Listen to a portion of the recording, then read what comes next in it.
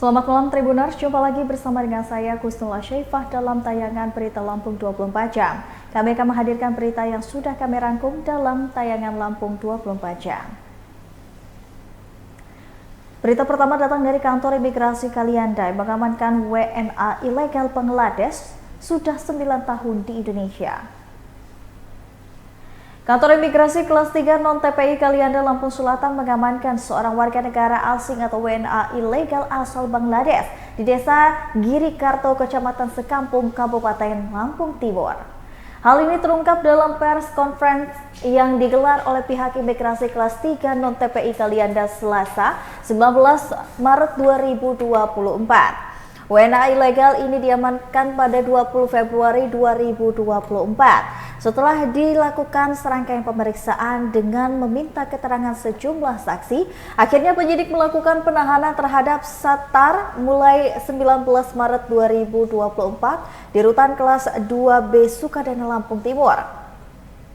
Kepala Divisi Keimigrasian Kantor Wilayah Kemenkumham Lampung, Tato Juliadin Hidayawan menjelaskan jika pihaknya sebelumnya tengah melaksanakan operasi rutin di wilayah tersebut.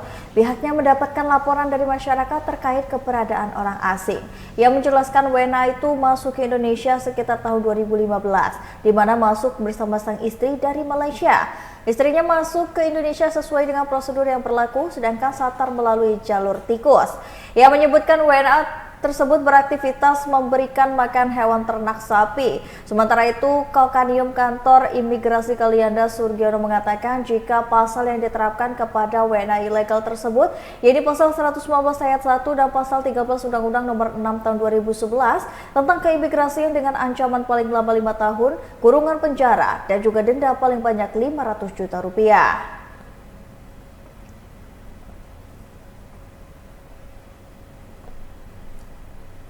Diduga korsleting listrik, SMP 1 Muhammadiyah Gisting Tanggamus kebakaran.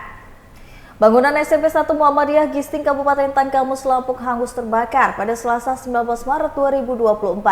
Terbakarnya SMP 1 Muhammadiyah Gisting ini disebabkan karena adanya korsleting listrik dari salah satu ruangan yang ada di lokasi tersebut. Asmuni selaku Kabid Penyelamatan dan Keramat Sarana dan Prasarana Dinas Pemadam Kebakaran dan Penyelamatan Kabupaten Tanggamus mengatakan kebakaran di SMP 1 Muhammadiyah Gisting ini terjadi pada pukul 3:30 dini hari. Asmuni juga mengungkapkan pihaknya menerjunkan 3 armada mobil damkar ke lokasi kebakaran. Asmuni juga turut menjelaskan kronologi terjadinya kebakaran di SMP 1 Muhammadiyah Gisting tersebut. Kebakaran ini diduga karena adanya korsleting listrik dari kantin yang berada di gedung belakang sekolah. Api yang muncul dari kantin itu dengan cepat merambat ke ruangan yang berada di sebelahnya, sehingga terdapat 2 ruangan lainnya yang terdampak paling parah akibat kebakaran pada pagi tadi.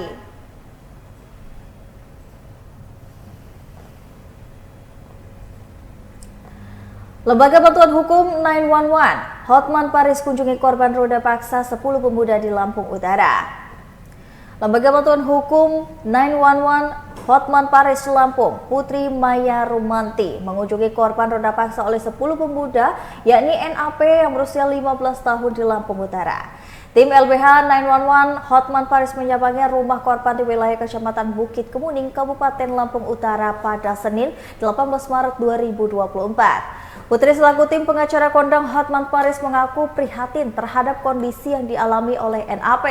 Terlebih menurutnya, anak usia NAP ini menanggung beban yang cukup berat. Ia juga mengungkapkan setelah mendengar cerita peristiwa tersebut, ia merasa sangat miris dengan kejadian tersebut. Dalam kesempatan itu pula Putri memberikan support dan semangat kepada korban. Ia berharap agar pemerintah dan kepolisian dapat membantu korban dalam mencari keadilan. Ia juga berkomitmen untuk mengawal kasus ini hingga putusan pengadilan.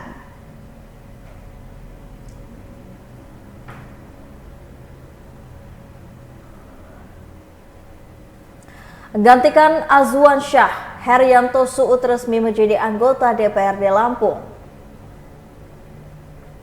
Herianto Suud resmi menjadi anggota DPRD Provinsi Lampung pada periode 2019-2024.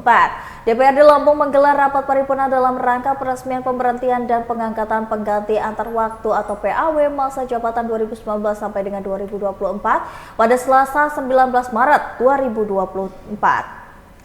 Dalam paripurna tersebut, Ketua DPRD Lampung Mingrum Gumai secara resmi melantik Herianto Suud menjadi legislator fraksi PKB dari Dapil Lampung 4. Adapun pelantikan PAW Herianto Suud untuk menggantikan posisi Azwan Syah yang sebelumnya duduk di Komisi 1 DPRD Lampung. Diketahui Herianto bakal menempati Komisi 1 DPRD Lampung yang membidangi masalah pemerintahan, hukum, dan perizinan. Di sisi lain, waktu masa jabatan yang tinggal beberapa bulan, Herianto Suud mengaku tak membawa program khusus. Ia mengatakan tugasnya adalah melanjutkan program dan mengisi posisi sebelumnya yang kosong. Herianto mengatakan PAW dilakukan karena Azwan Syah mengundurkan diri dari PKB.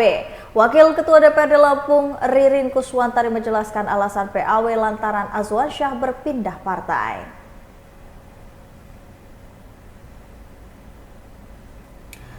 Usulkan CPNS dan P3K, BKPSDM Metro tunggu putusan Kemenpan RB. Badan Kepegawaian dan juga Pengembangan Sumber Daya Manusia Metro Lampung ini mengusulkan formasi calon CPNS dan juga pegawai pemerintah dengan perjanjian kerja tahun 2024. Kabid Pengadaan dan Mutasi Pegawai BKPSDM Eva Yuliansyah mengatakan pihaknya telah mengusulkan kepada Kemenpan RB. Usulan untuk P3K ini dibagi menjadi 3 formasi. Ia menambahkan saat ini pihaknya sudah memasukkan data informasi yang diajukan ke pemerintah pusat. Akan tetapi pihaknya belum bisa merincikan perihal jumlah detail dari formasi CPNS dan P3K di Metro tahun 2024. Hal ini lantaran akan disampaikan terlebih dahulu pada Wali Kota Metro tentang jumlah formasi CPNS dan P3K tahun 2024 yang telah ditetapkan pemerintah pusat.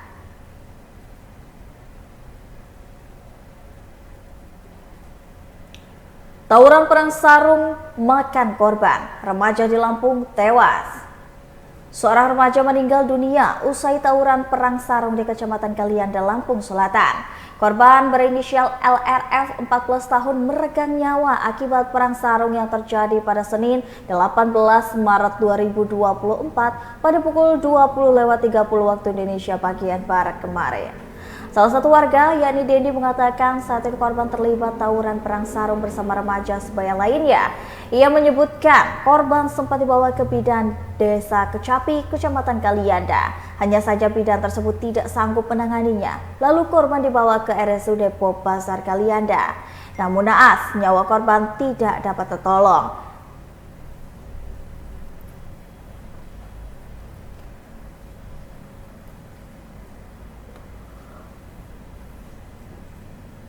Penyesuaian jam kerja selama Ramadan tak mempengaruhi kinerja ASN Pemkot Bandar Lampung. Kepala Sumber Daya Manusia, yakni BKPSDM Pemkot Bandar Lampung, Herliwati mengatakan, penyesuaian jam kerja selama Ramadan tak mempengaruhi kualitas kinerja ASN di lingkungan setempat. Pasalnya, Herli menyebutkan seluruh ASN Pemkot Bandar Lampung dituntut bekerja secara profesional. Herli pun membeberkan selama bulan Ramadan, ASN Bandar Lampung hanya bekerja hingga pada pukul 15.00 untuk Senin sampai dengan Kamis. Sementara pada hari Jumat dari pukul 8 sampai dengan 15.30, kemudian Sabtu dan Minggu libur seperti biasa. Ia pun menerangkan pihaknya memiliki satgas guna menangani ASN yang tak patuh jam kerja hingga bolos selama Ramadan. Jika kedapatan melanggar aturan jam kerja selama Ramadan, Herli mengaku pihaknya tak segan dalam memberikan sanksi.